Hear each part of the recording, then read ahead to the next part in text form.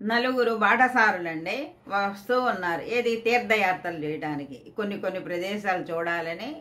పూర్వకాలం కదా, నడిచే కదా. అప్పుడు బయలుదేరి ఏదో భోజనాలు అవన్నీ కట్టుకొని ఇక వంటలు చేసుకోవడానికి సామాన్ తీసుకొని బయలుదేరి వస్తూ ఉన్నారు. ఒక చోటకు వచ్చాడు, ఒక గ్రామం వచ్చేటప్పుడు చీకటి పడింది.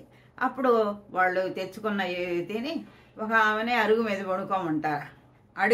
రిక్వెస్ట్ చేస్తాడు, అమ్మ మీ అరుగు మీద పడుకుంటాము అంటారు. సరే అని పడుకోండి ఆయనని. ఆ పడుకోవడానికి కూడా డబ్బులు అడిగి తీసుకుందండి ఆవిడే. సరే ఆ తెల్లవారు లేచి మళ్ళీ వెళ్ళారు. మళ్ళీ ఇంకో గ్రామం వెళ్ళేటప్పుడు ఇంకో అరుగు మీద పడుకున్నారు. పడుకోమంటే సరే పడుకోండి అయ్యా అని ఆమె ఏం చేసింది, ఆ ఇంట్లో రగ్గులు దుప్పట్లు పాపం చలికి అని వాళ్ళకి ఇచ్చుద్ది. మంచినీళ్ళు కూడా ఇస్తుంది. కావాలంటే ఆహారం ఏదైనా తినండి అయ్యా పెడతానంటే అవసరం లేదమ్మా మేము తిన్నాము, మేము తెచ్చుకున్నాయి అని అంటారు. ఇక పడుకుంటారు. ఆ పడుకున్న వాళ్ళు గమ్మన ఉండవచ్చు కదా. అందులో ఒకడు వాగుడుగాయ ఎక్కువ మాట్లాడేస్తాడు. వాడేం చేశాడు, అమ్మ మీరు ఎంత దేవత లాంటి వాళ్ళమ్మ, మీరు ఎంత గొప్పవాళ్ళు.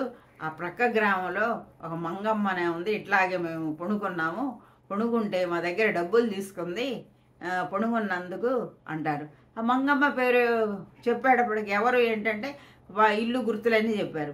ఆ మంగమ్మ ఇవి తోడుకోళ్ళంట. అంటే ఆమె ఇల్లు బంగారం, నాది ఇల్లు బంగారం కదా, మంగమ్మకి ఎంత డబ్బులు ఇచ్చారు నాకు కూడా అంత ఇవ్వమంది.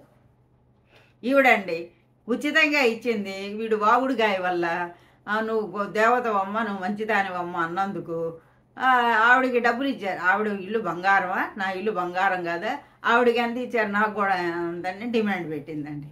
వీడు వాక్కుండా గమ్మని పడుకుంటే ఆ గోల ఉండదుగా.